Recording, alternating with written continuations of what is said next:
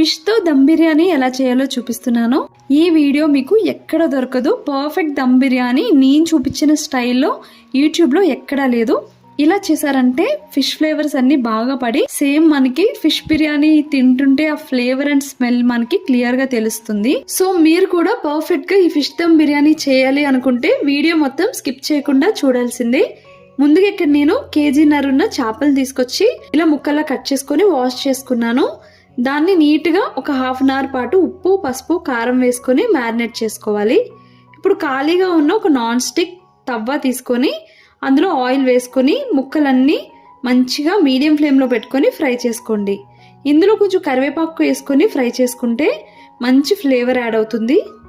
బాగా ఫ్రై అయ్యాక ముక్కలు విడిపోకుండా జాగ్రత్తగా రెండో సైడ్ కూడా జాగ్రత్తగా ఫ్రై చేసుకోవాలి. ఫిష్ ఫ్రైలో కొంచెం ఆయిల్ ఎక్కువే పడుతుంది. ఆయిల్ ఎక్కువ వేసుకొని ఫ్రై చేసుకుంటే ముక్కలు